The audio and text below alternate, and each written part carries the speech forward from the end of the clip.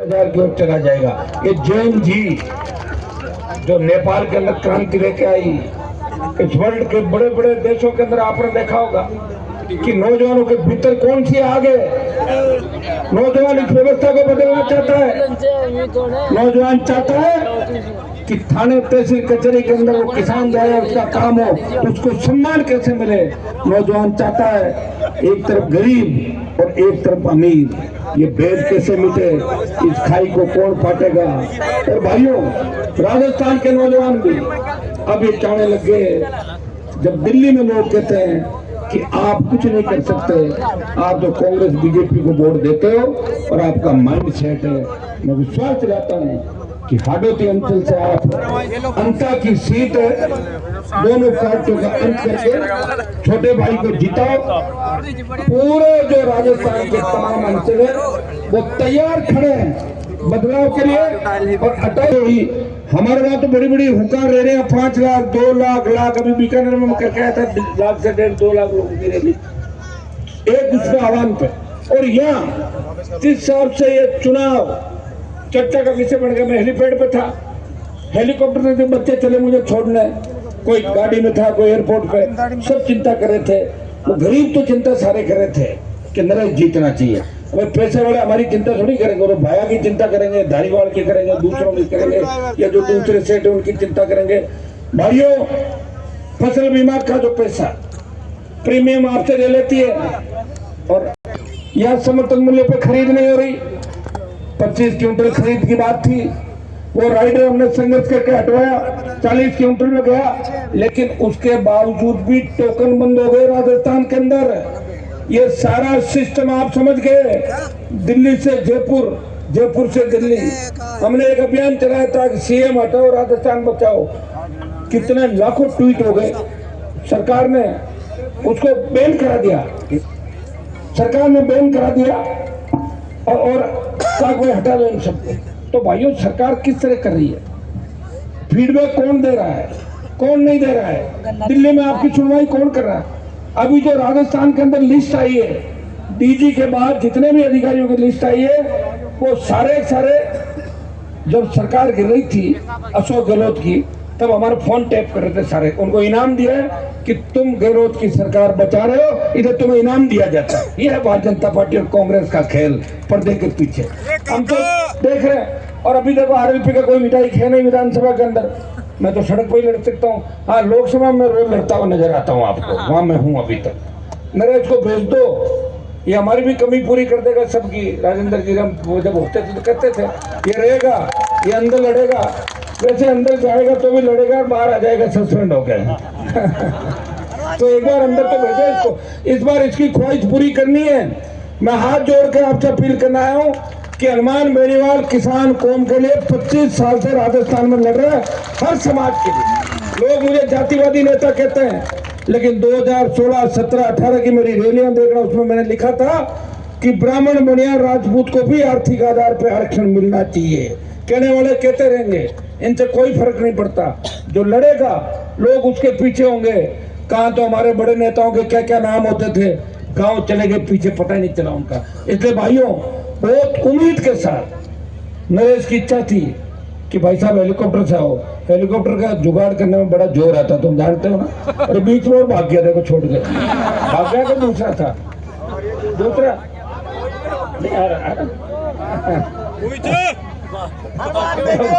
गाड़ी से जाएंगे। सबको इस ऐतिहासिक जलसे के लिए बहुत बहुत बधाई। और यहाँ आने के बाद मुझे लगा देवली उनियारा के अंदर जो एसडीएम का थप्पड़ कांड हुआ, तब नरेश के खिलाफ हमारे जाति के अधिकारियों को लामबंद किया। मेरे को मीडिया वालों ने पूछा कि हनुमान जी वो झाड़ था, मैंने कहा मैं उसके 4-5 थप्पड़ मारा, नरेश से तो एक ही मारा, ठीक किया। आप ये बताएं। गोविंद डोटासरा कह रहा है कि मैं बहुत बड़ी जाति से आता हूँ, तो तू डराएगा क्या? तू तो कांग्रेस से निकाल दे, निर्दलीय लड़ा दो, 3000 वोट ही नहीं आए। निर्दलीय वोट तो पार्टी का चिन्ह का वोट होता, तो मैं भी उसी जाति से आता हूँ। आ गए ना हेलीकॉप्टर लेके साथ में। मुझे दुख डॉक्टर साहब का है कि डॉक्टर साहब को तो या आके फॉर्मेलिटी करके चले जाना चाहिए, ये कह के जाना चाहिए कि मैं तो फॉर्मेलिटी करना आया हूँ, नरेश को जीता हूँ, अंदर ही अंदर ही बात करके जाना। तो उनकी आदत है वो किसी दूसरे की तो प्रशंसा उनको स्वीकार ही नहीं है। मैं सबसे ज्यादा खास रहा, मेरे वहां तो मीणा वोट कम है, लेकिन डॉक्टर साहब कह रहे ये भी ज्यादा क्यों घूम रहा है, कहीं इधर नहीं आ जाए इस साइड। जाता हूँ मैं आपके लिए, लड़ता हूँ सबके लिए, आपका जो भी। मैं तो गुर्जर आरक्षण आंदोलन जब हुआ था, प्रधान जी बैठे तभी हम सड़कों पे थे। आज भी तमाम समाजों को उनका हक अधिकार मिले। धाकड़ समाज बहुत बड़ी तादाद के अंदर कोटा झालावाड़ के अंदर है, लेकिन धाकड़ समाज को कौन सा प्रतिनिधि मिला? बना दिया हीरालाल जी को मंत्री कुछ समय के लिए। आपको पता है हीरालाल जी कितनी चल रही है, किस तरह काम कर रहे हैं। धाकड़ समाज, सर्व समाज, यहाँ पे मीणा, गुर्जर, धाकड़, आपका जो एससी का बाबा साहब के सपने कैसे पूरा करोगे, बताया नहीं उन्होंने सारे।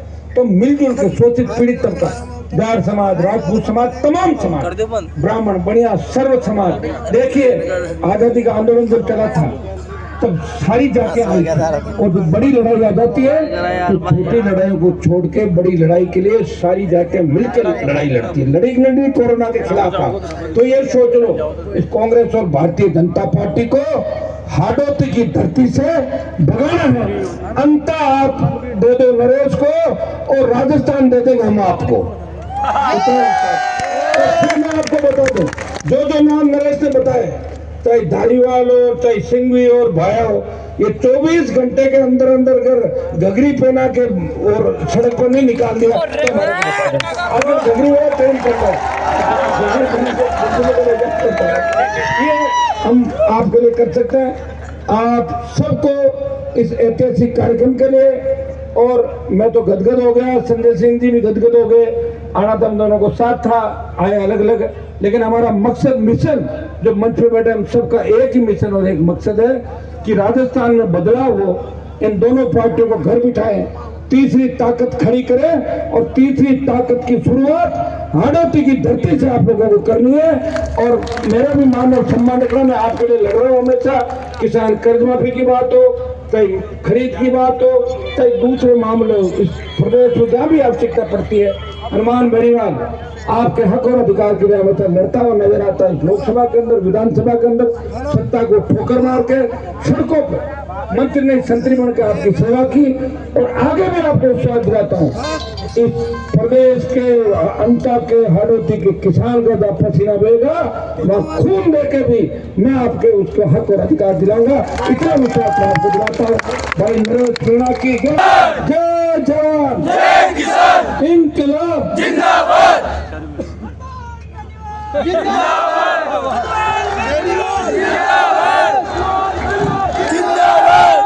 हेलो भाई साहब, हनुमान जी से एक निवेदन है, हेलीकॉप्टर अगर उठ गया हो, सुनो भाई साहब, हनुमान जी अगर हेलीकॉप्टर उठ गया तो आपको हमारे रोड शो में रहना है। और सुनो भाई, हमारे बीच में बैठो, इधर बैठो, जो मुझे चाहते हैं बैठ जाओ, जो मुझे चाहते हैं बैठ जाओ, जो मुझे समर्थन दे, मुझे चाहते हैं बैठ जाओ, मुझे चाहने वाला एक भी खड़ा नहीं रहेगा इधर भी,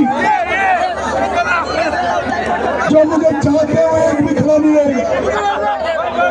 सामने तो दीवारों में खड़े जो मुझे चाहते हैं बैठ जाओ, इधर भी वो लंबे बाल वाले जो मुझे चाहते हो बैठ जाओ, जो नहीं चाहते हो खड़े रहो। मेरे भाइयों, हमारे बीच में हमारे मुख्य वक्ता आदरणीय संजय सिंह जी हैं, और संजय सिंह जी को सुनने के लिए जब वो बोलते हैं तो